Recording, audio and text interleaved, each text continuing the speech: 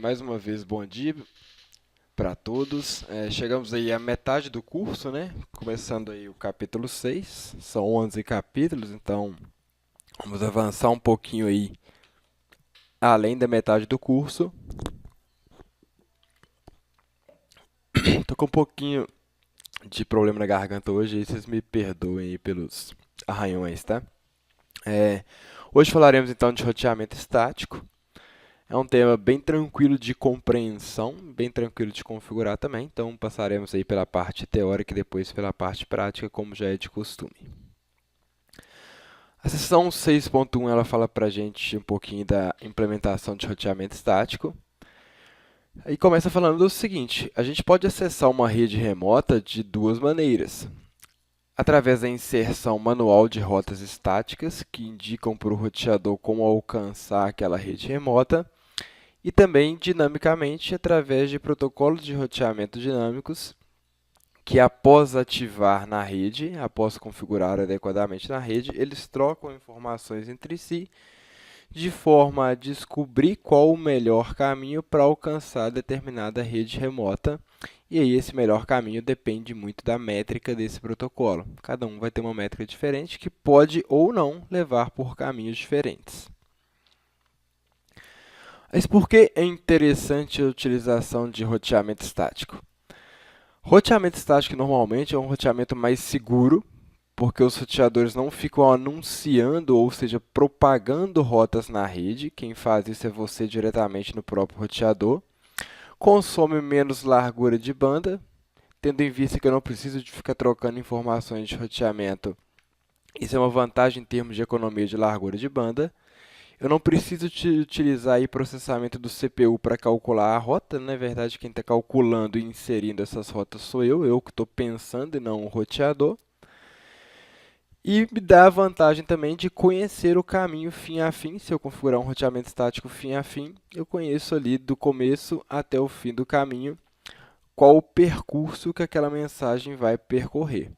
Então, essas rotas estáticas elas são bastante úteis aí para redes pequenas, redes que necessitam aí talvez de segurança mais aprimorada, ou que você tem problema em termos de consumo de largura de banda com roteamento dinâmico, o que é bem raro de acontecer, tá? E também quando você precisa de um controle maior de determinar exatamente o caminho pelo qual que você quer que uma mensagem trafegue. O mais comum mesmo é a utilização em conjunto de roteamento estático e roteamento dinâmico. Beleza, pessoal?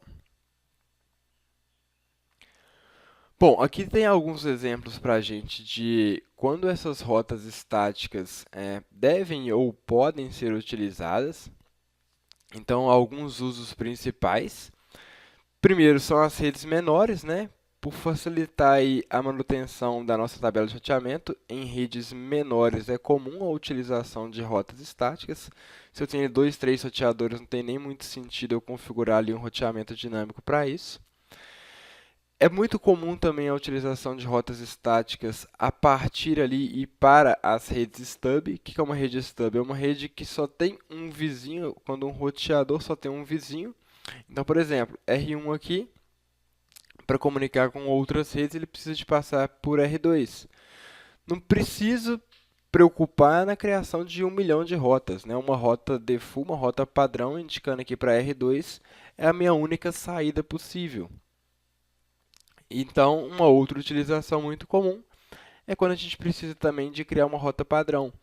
Imagina que você está num roteador e está configurando as rotas para acesso à internet. Imagina você ter que configurar uma rota para cada site ou serviço que você deverá acessar na internet. Isso fica inviável. O que a gente faz? Configura uma rota padrão e deixa que o ISP, que o meu provedor, resolva o resto. Eu só preciso de conseguir encaminhar os pacotes ali, nesse caso, para fora da minha rede. Ok? E o que é essa rota estática padrão? Quando eu estou num roteador ou numa rede e eu preciso acessar outras redes que não necessariamente eu sei os seus endereços, ou não necessariamente eu preciso de criar isso especificamente na minha tabela de roteamento, o mais comum é a criação de uma rota padrão, também chamada aí de gateway de último recurso, ao qual eu vou enviar as mensagens quando não houver nenhuma correspondência mais específica. Então, se no meu roteador, na tabela de roteamento, não tiver rota para aquela rede específica, mas existir uma rota padrão, eu vou encaminhar através dessa rota padrão. Então, normalmente a gente configura as rotas estáticas ou dinâmicas aí para rotear entre os roteadores da nossa própria rede, e se eu quiser enviar para a internet, para um uso comum, acessar um site comum, como o Google, por exemplo, YouTube, eu vou encaminhar isso aí através de uma rota padrão, uma rota estática padrão, que vai jogar essa informação lá para o meu provedor. Existe também a possibilidade o tipo de rota, né, chamada de rota estática sumarizada. O que é uma rota estática sumarizada? Quem lembra aí dos capítulos do CCNA1, capítulo 7 e 8, fala de subrede e de superrede. A superrede é exatamente a sumarização de rotas em endereços que compreendem mais de uma rede. Então, por exemplo, partindo da perspectiva aqui de R1, eu não precisaria criar uma rota para chegar na rede 172.20.00, uma rota para chegar na rede 172.22.00, 172.21, 172.23. Eu poderia aplicar o conceito aqui de sumarização de rota e, ao invés de indicar todas essas quatro redes, eu poderia simplesmente indicar a rede 172.20.00, só que ali num /14. E aí, se vocês esqueceram como fazer essa sumarização, hoje ainda a gente vai revisar. Mas eu posso, desde que obviamente as minhas redes elas sejam aí contíguas, resumi-las em um endereço de rede com uma máscara menor que compreenda ali as várias redes disponíveis. Isso depende, obviamente, de um bom planejamento de endereçamento IP. Se eu tivesse aqui uma rede 172.20 e do outro lado uma rede 10 e aqui embaixo uma rede 92, eu não ia conseguir sumarizar muita coisa. Ok, galera? Em relação à configuração desse tipo de rota, veremos com mais detalhes e faremos na prática isso também. Mas existe também a rota estática flutuante. O que é a rota estática flutuante? É um caminho alternativo, é uma rota backup à minha rota principal. Por exemplo, aqui eu tenho a filial e aqui eu tenho a sede. Eu posso comunicar com a sede a partir da filial passando por um link de WAN privada que eu contratei ou pela internet mesmo, que eu também tenho um outro link de internet. Na hora que eu estiver configurando isso, eu posso falar que a minha prioridade é sempre jogar através do link de WAN privada. Porém, se esse link cair, automaticamente ele consegue jogar ali para a internet. Esse é o conceito de rota flutuante, é uma rota que só entra em ação quando a rota principal caiu. E para configurar essa rota flutuante, eu simplesmente preciso de colocar uma distância administrativa maior do que a distância administrativa que a gente falou nas aulas passadas, padrão ali da rota estática, que é 1. Então, se eu colocar uma distância administrativa 5, 10, por exemplo, ele vai criar essa rota como uma rota flutuante. O nosso comando para criar uma rota estática é o comando iproute, onde eu preciso colocar, então, iproute, indicar qual a rede eu desejo acessar, network address, qual o endereço de rede. Lembre que você não cria rota indicando o endereço do IP do dispositivo que você quer acessar. Você indica a rede que você quer enviar os pacotes. A máscara de subrede daquela rede. Então, quero enviar o pacote para a rede 92.1800/24, 255.255.255.0. E aí, como parâmetro final, ou você pode indicar o IP de próximo salto, ou seja, quero chegar na rede 92.1800, mas para quem que eu vou enviar o pacote, quem é o meu próximo salto para alcançar essa rede. Então, o parâmetro pode ser tanto o IP de próximo salto, quanto também pode ser a sua interface de saída. Quero alcançar a rede 92.6800? Quero, então eu vou entregar o pacote a partir da minha interface serial 000. Então, você pode utilizar tanto a interface de saída que será utilizada para encaminhar o pacote, quanto o endereço de próximo salto que receberá aquele pacote com destino a uma determinada rede remota. Então, aqui a gente tem as nossas opções, né, de próximo salto. Próximo salto pode ser especificado pelo endereço IP.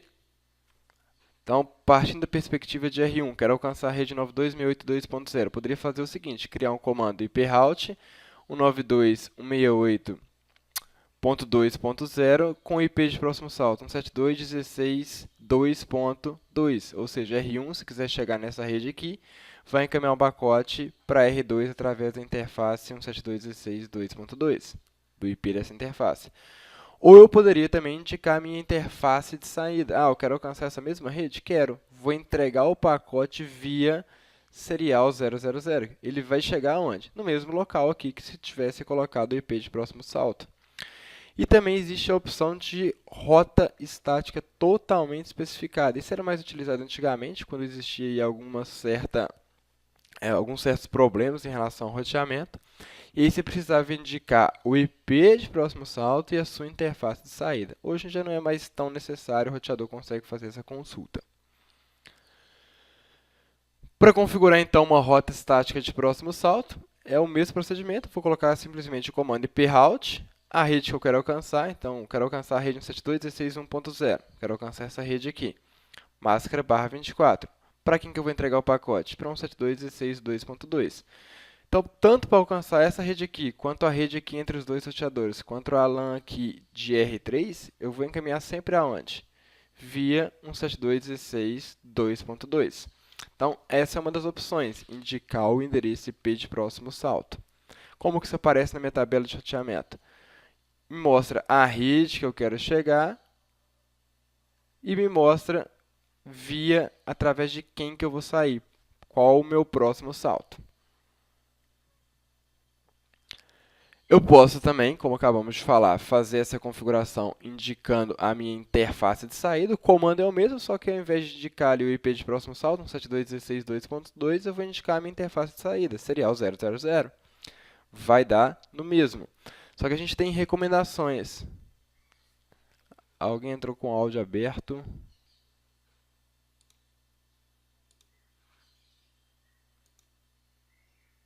Beleza. Quais são as minhas recomendações? As minhas não, né? As recomendações aí do fabricante. Se você precisa criar uma rota estática em um link ponto a ponto, você indicar a interface de saída é menos custoso para o roteador que você indicar o IP de próximo salto. Por quê? Porque quando você indica o IP de próximo salto, ele tem que verificar para quem que ele vai enviar e ele tem que verificar qual a interface dele que comunica com aquele IP de próximo salto. Então, ele faz, na verdade, duas consultas. É o que a gente chama de rota recursiva, consulta recursiva. Porém, se a sua rede é uma rede do tipo multi-acesso, por exemplo, uma rede Ethernet, você deve colocar como próximo salto o endereço IP e não a sua interface de saída. Isso em virtude, ali, por exemplo, do protocolo ARP, que precisa, na hora de construir o pacote, saber qual é o IP para preencher o endereço MAC. Então, é rede multi-acesso, uma rede Ethernet, por exemplo, indique IP de próximo salto. É uma rede ponta a ponta, um link serial ali, você pode indicar aí a sua interface de saída sem maiores problemas. Para verificar uma rota estática, além de utilizar, obviamente, os comandos comuns aí, né, o ping para verificar se o IP destino está respondendo e o traceroute para verificar o meu caminho e para verificar onde que está acontecendo um determinado problema, por exemplo, você pode utilizar esses dois comandos, mas também você tem alguns comandos aí no roteador, como o show iproute, que mostra a tabela de roteamento, o show iproute static, que mostra apenas as suas rotas estáticas dentro da tabela de roteamento, e o show iproute e indicar ali a rede que você quer verificar, que ele vai te mostrar como que o seu roteador está fazendo para chegar até aquela rede. Então, ó, show iproute 92.1 me mostra que isso aí está sendo feito via roteamento estático. A rota estática padrão, falamos agora mesmo. O que é essa rota estática padrão? Quando eu não tenho, ou não quero, ou não preciso criar uma rota para cada endereço, que eu quero estar, por exemplo, na internet, ou se eu tenho um roteador stub que só tem um único caminho mesmo, eu posso criar uma rota padrão de forma a facilitar ali a minha configuração. O comando para isso é o iproute também, só que você vai indicar o endereço de rede 0000 com a máscara também 0000. Esse endereço com essa máscara corresponde a qualquer endereço dentro de qualquer rede. Então, é muito comum aí quando você vai conectar com o provedor, por exemplo, da sua rede para o provedor, você cria lá uma rota estática padrão e manda qualquer coisa que não estiver dentro da sua rede para o provedor resolver. Então, a configuração de uma rota estática padrão recursiva. O que é a configuração da rota estática padrão recursiva? Lembra? A rota padrão ou a rota estática recursiva é quando você indica o IP de próximo salto, porque ele precisa fazer duas consultas. Para quem eu vou enviar, a partir de qual interface eu vou sair. Para configurar, é a mesma coisa que uma rota estática convencional. Eu indico IP route 0000, e qual o IP de próximo salto. Então, por exemplo, R1, eu não precisaria criar uma rota para a rede aqui de cima, para a rede entre os dois roteadores e para a rede aqui da direita. Como ele só tem uma saída, se eu colocar o IP route 0000, qualquer uma dessas três redes aqui estarão compreendidas. Eu não tenho nada para o lado de cá, não tenho nenhum roteador atrás de R1, então a rota padrão resolveria o meu problema. Para verificar essa rota padrão, mesmo comandinho, show IP route, ou show IP route static, que vai mostrar também.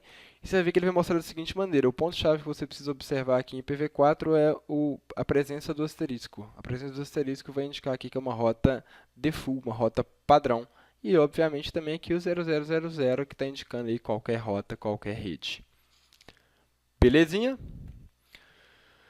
Agora falando um pouquinho de roteamento estático via IPv6, aí vamos ser repetitivo, tá? Para fixar, mas é a mesma coisa aqui no IPv4. Só que ao invés de colocar IP route, você vai colocar IPv6 route. Mas você vai indicar lá qual a rede que você quer alcançar, barra o prefixo. Lembrando aí que no IPv6 eu não tenho máscara do formato decimal, né? Eu tenho ali o prefixo de rede, por exemplo, FE80, 000, etc, etc, ou qualquer endereço que seja aí, 2001, DB8, ACAD, 2.4, 0000 até o final, barra 64. O que está indicando 64? Que a minha rede está ali sendo indicada pelos 64 primeiros bits, ou os 4 primeiros ali do octetos. E indica também o endereço de próximo salto ou a minha interface de saída. Então, é o mesmo procedimento. Com o acréscimo, né, adicionando aí que você precisa ativar o roteamento IPv6 no seu dispositivo. Já falamos isso anteriormente nas aulas passadas. E o comandinho para fazer isso é o IPv6 Unicast Routing. As opções aí de próximo salto, assim como o IPv4, eu posso indicar o próximo salto através do IP de próximo salto, eu posso indicar a minha interface de saída e eu posso indicar também a minha rota é totalmente especificada, que é IP e interface de saída. A gente vê que no IPv6 tem um detalhezinho quanto a isso. Para configurar, então, com o IP de próximo salto, coloco a rede destino, IPv6 route, a rede que eu quero alcançar, ó, R1 quer alcançar a rede 2001, DB8, ACAD2, que é essa rede aqui. Beleza, eu quero chegar nessa rede, eu vou encaminhar o pacote para quem? Para 2001, DB8, ACAD 4, 2.2.2, que é esse cara aqui, ó. É igualzinho do IPv4, não tem muito segredo não. E também poderia fazer via interface de saída. Quero alcançar a mesma rede? Quero. Mas ao invés de colocar o IP de próximo salto, vou colocar aqui uma interface de saída, serial 000. Funciona da mesma maneira. Iria fazer essa consulta recursiva também. Ok? Mesma coisa aqui.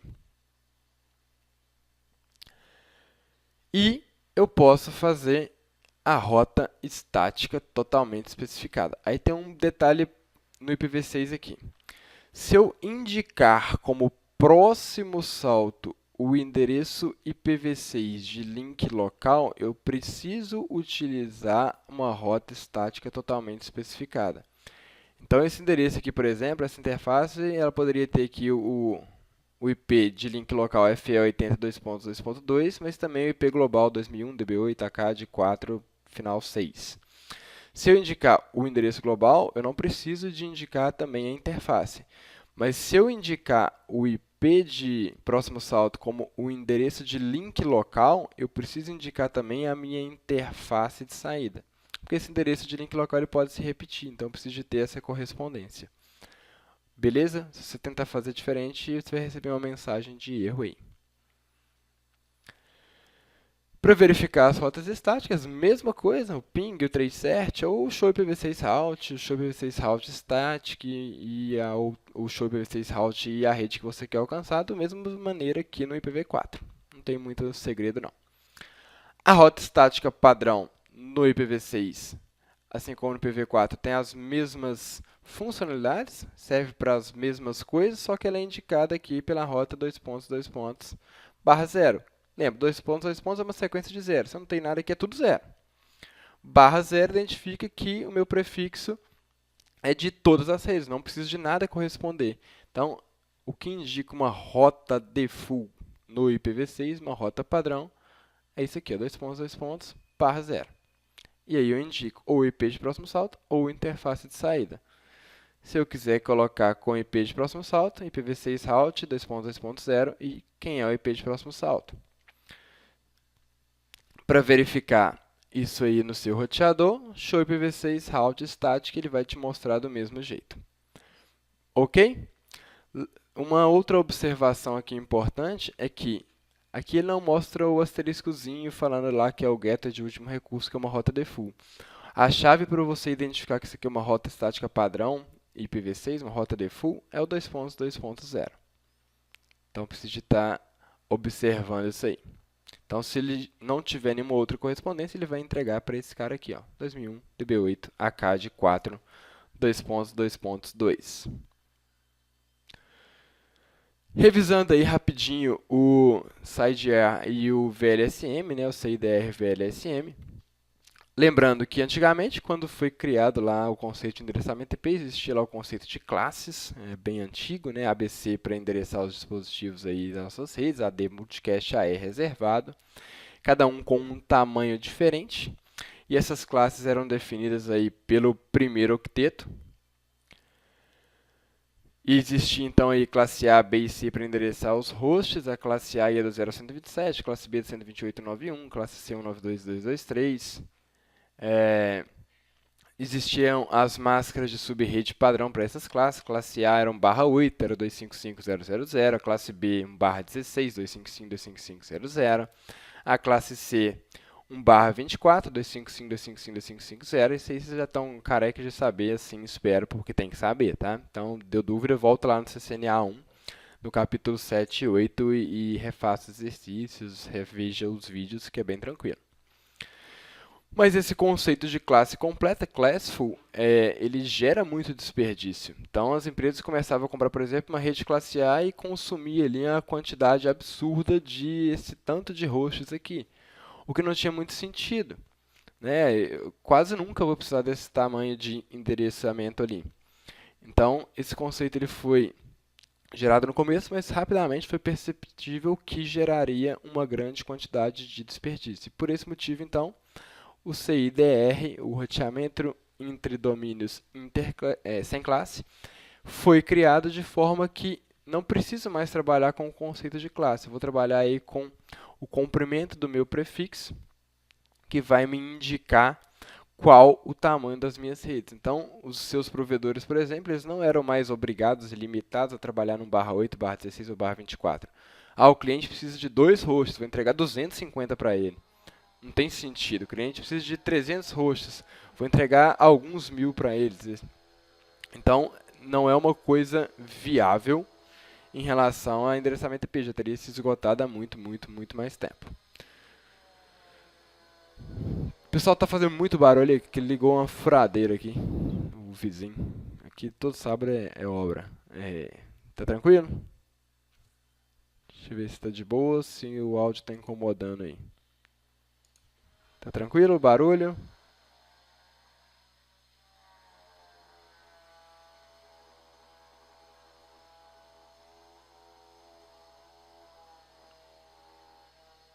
Beleza, vamos seguir então.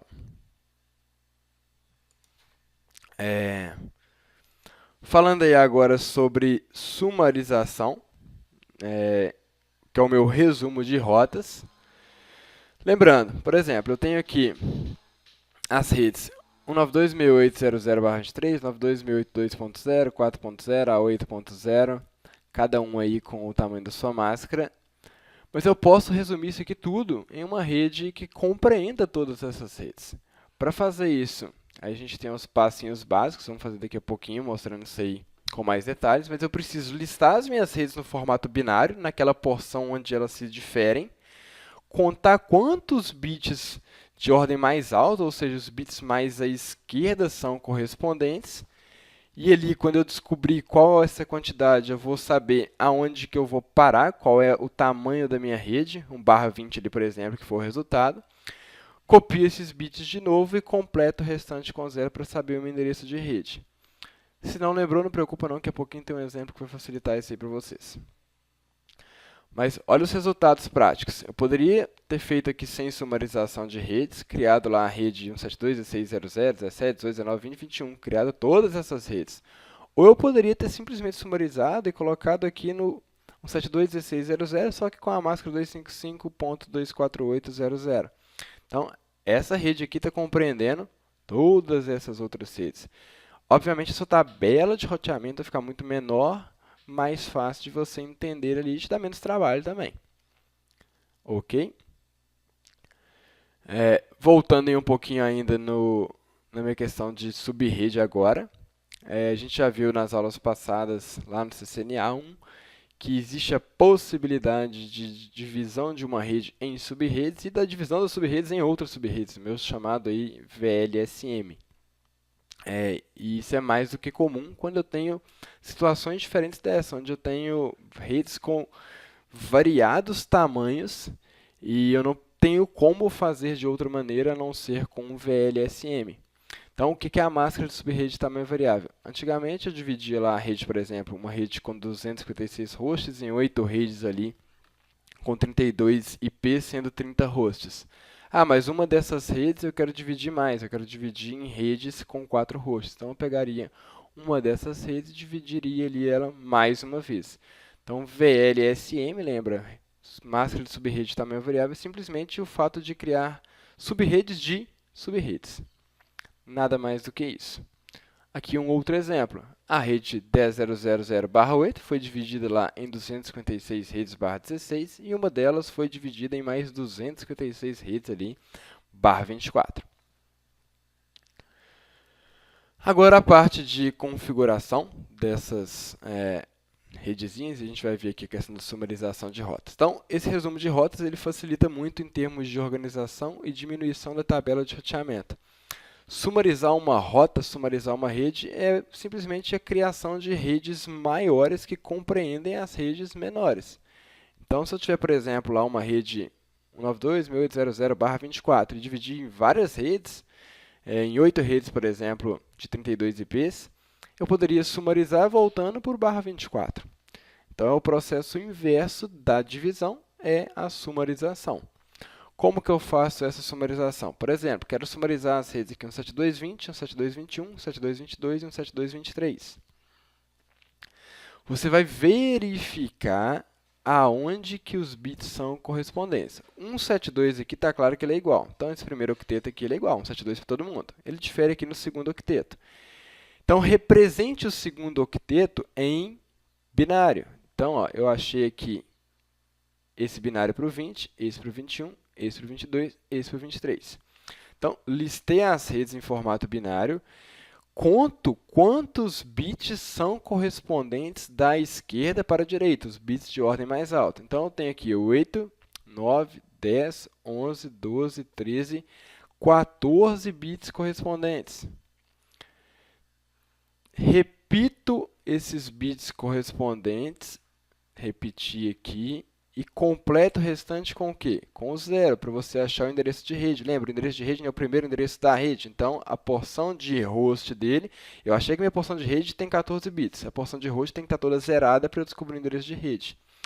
Então, depois que eu faço esse processo aqui de completar os zeros aqui à direita, eu vou achar como endereço de rede 172.20.00. Máscara o quê?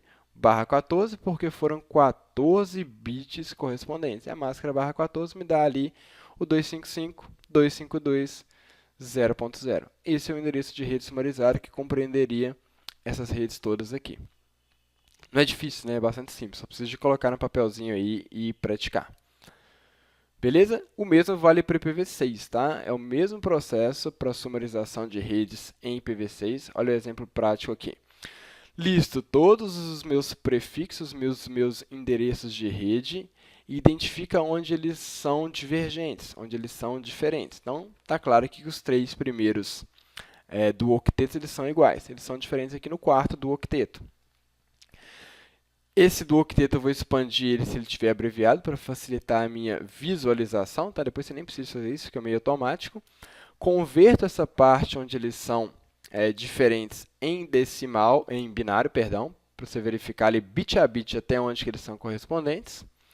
Conta a quantidade de bits correspondentes, então aqui em cada duocteto, obviamente se é duocteto, 2 vezes octeto, 16 bits, eu tenho aqui 48 correspondentes nos 3 primeiros, mais 13 bits aqui no outro. Ou seja, eu tenho um total de 61 bits correspondentes. Então, o tamanho do meu prefixo sumarizado vai ser um /61. Copio esse endereço de rede, essa porção correspondente, e completo o restante com o quê? Com 0, para eu descobrir lá qual é o meu prefixo.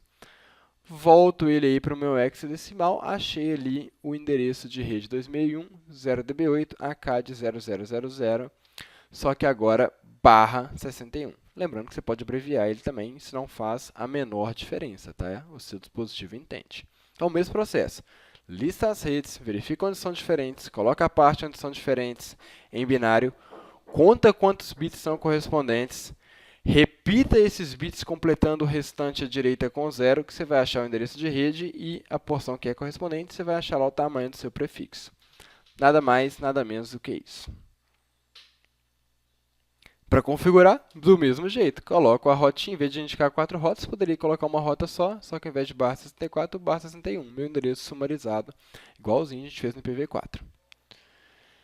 E chegando no finalzinho do capítulo aqui, a parte de configuração das rotas flutuantes, igual eu falei anteriormente, a rota flutuante é uma rota alternativa, uma rota backup, que flutua. Como assim flutua? Ela só entra em ação quando a rota principal vai embora, ela cai, eu não consigo alcançar, a interface caiu, deu algum problema. Essa rota flutuante ela deve ser configurada para que ela tenha esse efeito de rota flutuante com uma distância administrativa maior do que a distância administrativa padrão de uma rota estática, que é 1. Como a tabela de roteamento só coloca na minha tabela as melhores rotas, ela só vai entrar em vigor se a rota principal cair. Para configurar a rota flutuante, então, olha aqui, eu coloquei como caminho principal via, só o cara parar de bater aqui, 172.16.2.2. Então, ele vem por aqui por padrão. Mas se esse caminho cair, eu tenho uma rota flutuante, que é aqui a 10.10.10.2. Ele vai entregar por aqui. O que é esse 5 aqui? É a distância administrativa aumentada que vai fazer com que essa rota, essa segunda rota, essa rota de baixo, aí, tenha um efeito flutuante. Ela só vai entrar em vigor se a rota principal cair. Como é que a gente pode testar isso? Se você dá um trace route aqui no primeiro momento, com tudo funcionando, o pacotinho vai passar por cima. Vai passar aqui via 172.16.2.2, para chegar aqui na rede da direita. Se, por um acaso, eu desativar as redes aqui que chegam até esse caminho, eu vou desativar, por exemplo, aqui o R2, sumir com o R2, não tenho mais como o R1 entregar o pacote para R2, a rota flutuante vai entrar em vigor. Veja que no comando show IP route static agora, ele está entregando o pacote na rota default via 10.10.10.2. Esse cara aqui, porque esse cara aqui morreu.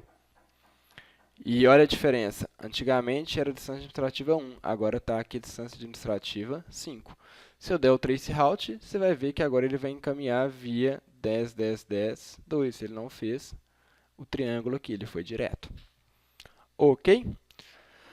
É um capítulo um tanto quanto tranquilo, né? Rota estática é fácil a gente entender. A gente tem que entender que é onde que eu quero chegar, qual a máscara de rede onde eu quero chegar e como que eu vou fazer para chegar lá. Simplesmente isso, o processo aí de criação de rotas estáticas. Beleza, pessoal?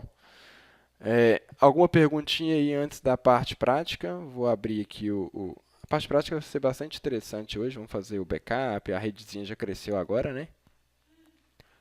Deixa eu verificar aqui se temos perguntas. E aí, perguntas?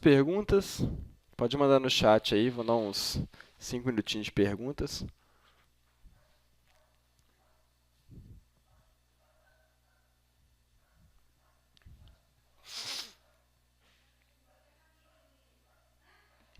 Alguém?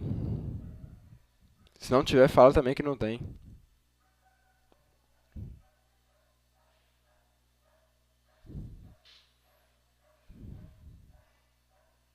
Aliás, se não tiver pergunta, dá o Vzinho aí pra mim no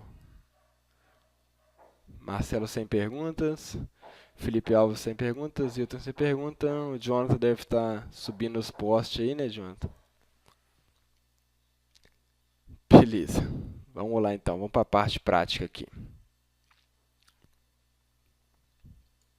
Tranquilinho o capítulo, né? Não tem muito segredo não. Pessoal, essa aqui é a nossa estrutura que a gente já vem trabalhando há algum tempo. A gente tinha só que antigamente somente a matriz aqui, né? Na aula passada a gente estava com esses 3 suítes aqui e esse roteador central. Hoje a gente já cresceu um pouquinho a topologia. Eu já acrescentei aqui 2 filiais e um roteador de borda que a gente não vai utilizar hoje ainda, a gente vai utilizar depois com o SPF, quando a gente for sair para a internet. Hoje nosso objetivo é fazer a interligação da minha matriz aqui, que está aqui com a rede 172.25.00, que foi ali dividida em sub-redes, com as minhas redes das filiais 1 e 2, que é a rede 172.25.1.0 e a rede 172.25.2.0. Para isso foram me dados alguns requisitos. Então tem aqui a topologia, a mesma que vocês estão vendo lá.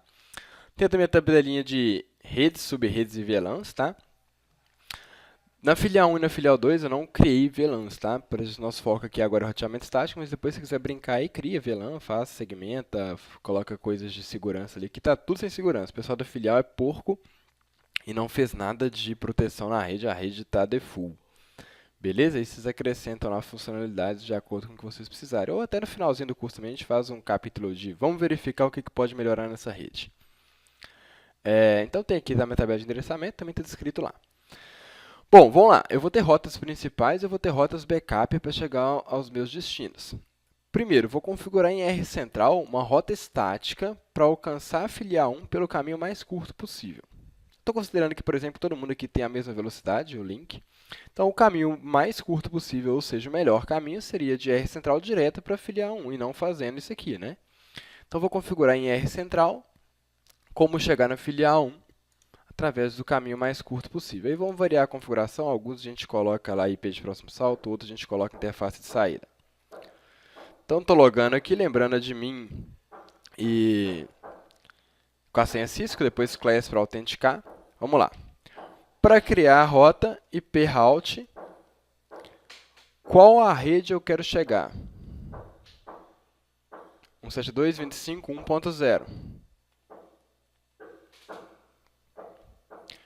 Qual a máscara de subrede dessa rede de destino?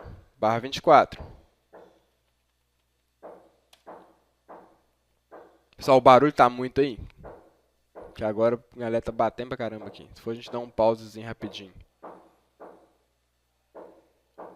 Fala no chat aí se o barulho tá...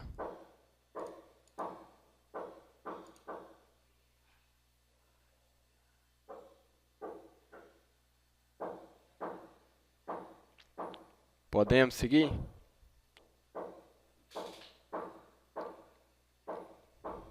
Beleza, vamos lá então. Então, ó, qual a minha rede de destino, qual a máscara da minha rede de destino e qual o meu IP de próximo salto. Eu quero chegar nessa rede. Para quem que eu vou entregar o pacote? Vou entregar o pacote para 172.25.255.2. Vou colocar aqui o IP de próximo salto, que é esse cara aqui, ó. 172.25.255.2. Beleza? Se eu verificar aqui com o comando show IP route, veja que agora já tem uma rotazinha estática para chegar na rede 1.0, encaminhando via 172.25.255.2, que eu acabei de criar. Distância administrativa padrão 1. Tenho que fazer também a rota para chegar na filial 2. Aí, olha que beleza, né? Aproveitamento de comando. Quero chegar na filial 2, só que agora, para chegar na filial 2, eu vou encaminhar via 172.25.255.6. Só alterei aqui, ó. Rede 2, próximo salto, ponto 6. O show IP route me mostra agora uma segunda rota estática para chegar na rede 2, passando por 172.25.255.6. Beleza? Então, fiz as duas primeiras rotas aqui. Bacana. Configure na filial 1 uma rota default que deverá ter como saída o roteador R central. Então, daqui para cá agora, ele está pedindo para a gente configurar uma rota default. Isso vai fazer sentido porque, futuramente, quando eu tiver acesso à internet, qualquer coisa, com exceção da filial 2, eu vou fazer o quê? Mando para o R central. Então, vamos configurar aqui uma rota default. Admin, Cisco, Enable Class. Como é que eu configuro a rota default? IP route 0000.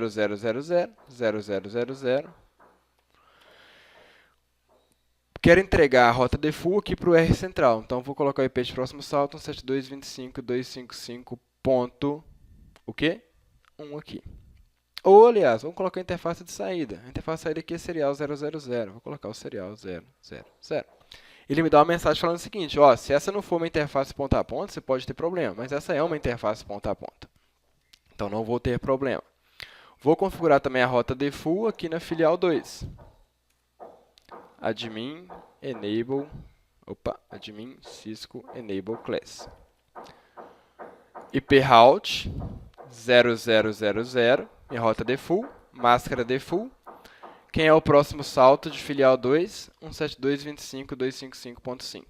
172.25.255.5. Para a gente verificar, do show IP route. Olha aqui, eu tenho uma rota default configurada saindo ali via 5. Ah, eu não quero que seja via IP não, eu quero indicar a interface de saída. Como é que você faz? Você cancela a rota, colocando no na frente, e vai lá e muda colocando a interface de saída. A interface de saída aqui é a serial 001. Serial 001. Beleza? Pergunta, nesse momento, eu já consigo pingar aqui do ADM 01 da matriz até as duas filiais? Eu já tenho em R central uma rota para chegar aqui, eu já tenho uma rota default para voltar. Consigo? Vamos testar. Vou deixar o chatzinho aqui. Consigo pingar? Vocês estão conseguindo falar no chat? Hoje vocês estão caladinhos? Deixa eu ver se tem algum... Ah, mas tá tudo legal aqui. Aqui, ó. Vamos lá, então. Vou dar um ping aqui. Lá no...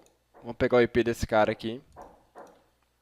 172.25.1.1. Vamos ver se eu já consigo pingar esse cara. Opa. Ping. É normal perder ali um ou dois pacotes inicialmente, tá? Em virtude ali do ARP que tem na rede. Eu já estou pingando, ó. Se eu quiser pingar lá embaixo, pingando aqui o F2PC1, também já tenho que conseguir pingar. Já consigo pingar. Por que eu já consigo pingar? Vamos verificar isso aqui no modo simulação. Na hora que eu dou um ping aqui, no 2.1, o pacote ele tem como destino uma rede remota, a rede 172.25.2.1. Não é a rede dele. O que ele faz? Entrega para o gateway. Ele vai entregar para o gateway padrão, que é o R central. R central vai analisar qual o destino. O destino é a rede 172.25.2.0. Ele vai verificar se existe uma rota para a rede 172.25.2.0. Existe. Para chegar nessa rota, eu vou entregar para quem? 172.25.255.6. Opa, 172.25.255.6. Vou entregar para esse cara aqui embaixo. Entrego.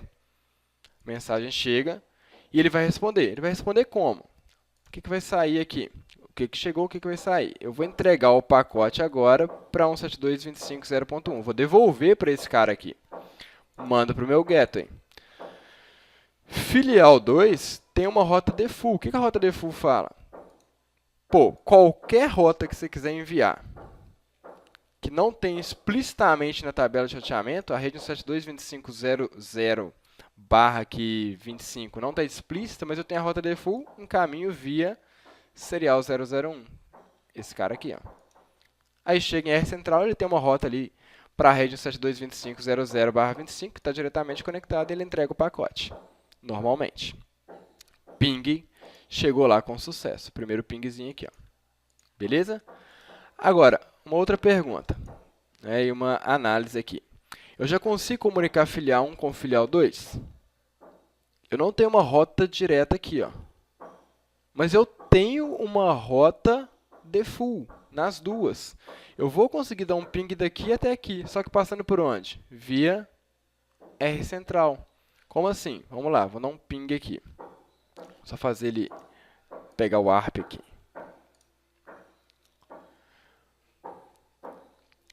Pacotinho chega até filial. O pacotinho está falando o seguinte: quero alcançar a rede 172.25.2.0. O roteador, olha, tem alguma rota para a rede 172.25.2.0? Esse roteador não tem rota específica para essa rede, mas ele tem uma rota o quê? Default, que entrega via serial 000. Então, ele vai entregar para o próximo salto, que é o R central. R central, sim, tem uma rota para a rede 172.25.2.0. Vamos lá, R central. Que fala para ele entregar para 172.25.255.6. Aí ele vai conseguir entregar o pacote. Então, eu consigo comunicar nas redes, só que passando ali por R central. Porque eu não tenho uma rota direta aqui. O que foi pedir para a gente fazer agora? Isso que a gente já fez, ó, criar a rota default nos dois pontos. Agora eu vou criar uma rota na filial 1, que vai para a filial 2, e uma rota na filial 2, que vai para a filial 1. Então, vou abrir aqui o filial e vamos criar a rota para a filial 2. IP route 0000, opa, 0000 não, 172.25.2.0, que é a filial 2, 255.255.255.0. Vamos indicar aqui o IP de próximo salto, 72.25.255.10. 72.25.255.10. Agora eu já tenho uma rota específica para chegar naquela rede. Tá aqui, ó. Vamos criar embaixo. IP route 172.25.1.0, 255.255.255.0, só que eu vou entregar para 172.25.255.9. Do show IP route, também já tem uma rota específica agora para chegar na rede 1. Agora eles continuam conseguindo se comunicar, só que passando por onde? Eles vão fazer o link direto, porque tem uma correspondência específica. Vamos verificar aqui, ó, modo simulação. O pacotinho chega no gateway, só que agora ele desce diretamente, porque já existe uma correspondência específica para chegar na filial 2. E ele sobe na hora de voltar. Ok, galera? Então, o roteamento base aqui, as rotas principais, elas foram criadas. Agora é pedido para a gente fazer as rotas backup, as rotas flutuantes. O que é uma rota flutuante? Uma rota alternativa. Como que a gente vai fazer isso? Colocando a distância administrativa dela igual ali a 5. Ela só vai entrar em vigor caso a rota principal caia. Então, ó, o caminho principal para chegar na filial 1 é subir. O caminho alternativo vai ser o quê? Descer. Se esse link cair, eu consigo alcançar a filial 1, porém fazendo o quê? R central, R filial 2, e aí eu vou para a filial 1. Então, vamos criar o caminho alternativo. Opa, apareceu o timer ali, né? Sofrido. IP route, quero alcançar a rede 172.25.1.0. Só que agora, para alcançar essa rede, eu vou entregar o pacote, um caminho alternativo, para 172.25.255.6, que é o meu caminho alternativo aqui. 172.25.255.6. O que eu vou aumentar? A distância administrativa. Se eu der uma interrogação aqui, ele me fala, ó, você pode confirmar o comando agora ou colocar a distância administrativa. Vou colocar aqui o 5zinho aqui para distância administrativa. Veja que essa rota ela não aparece na tabela de roteamento com a distância administrativa 5. Ela só vai aparecer para chegar na rede 1 quando essa rede principal cair. Vamos fazer o teste daqui a pouquinho. Mas já criei a rota alternativa. Beleza? Vou criar a rota alternativa agora para chegar na rede 2. O contrário, né? A rede 2, o caminho principal é descendo aqui. O caminho alternativo vai ser subindo. Então, para chegar na rede 2, eu vou precisar aqui de colocar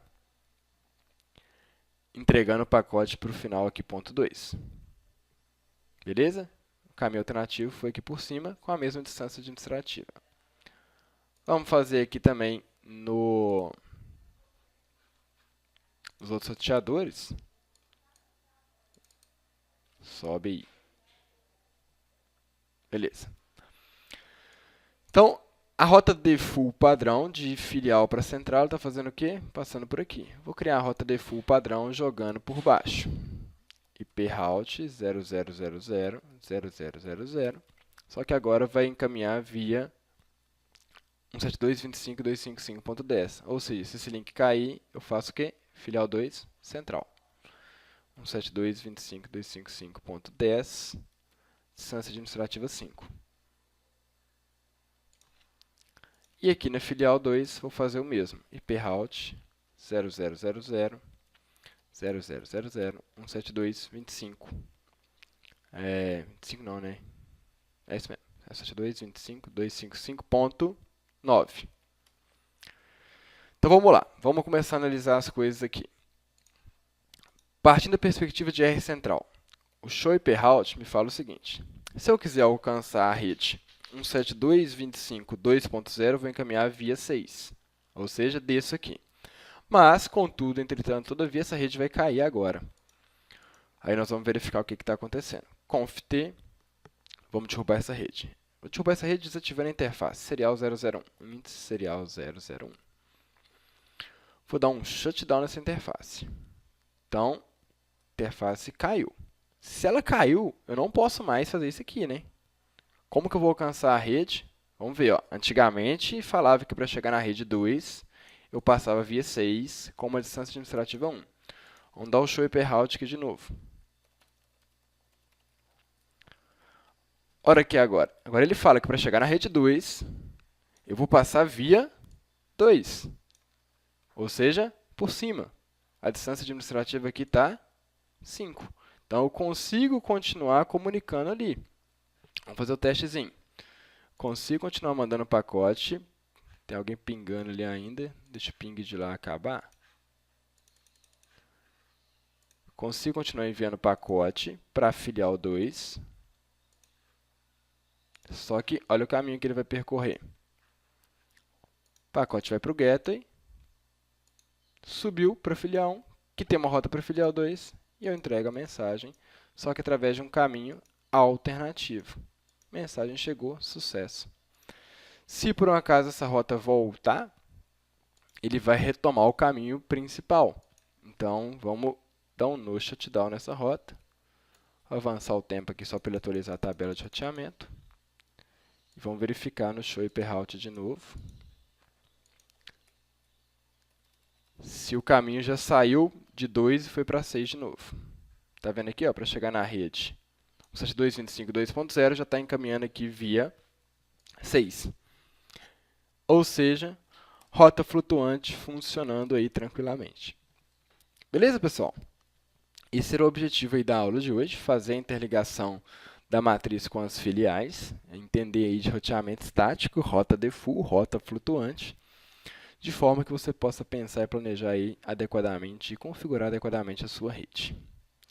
Vou abrir aqui para perguntas, o material está postado lá já, tá? Fiquem à vontade.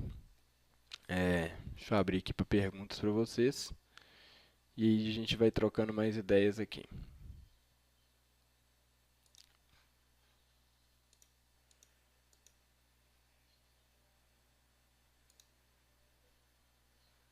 E aí, pessoal, perguntas. Bem tranquilinho, né? O capítulo. Se quiser mandar alguma pergunta no chat aí, tá aberto. A gente vai voltando aqui.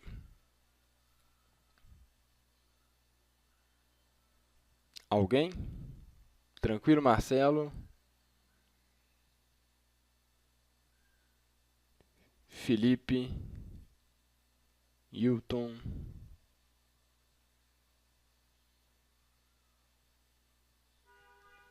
Sossegado, pessoal? Hilton falando que tá tranquilo. Restante também.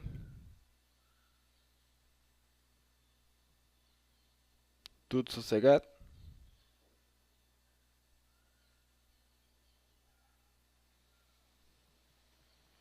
Beleza, então. Espero que vocês tenham aí gostado do capítulo. Vou fazer a postagem lá da aula para vocês poderem rever e tentarem praticar aí também. Ok, pessoal? Então, bom final de semana aí para vocês, bom descanso, bons estudos, bom o que vocês tiverem aí que fazer. Até a próxima, tchau, tchau.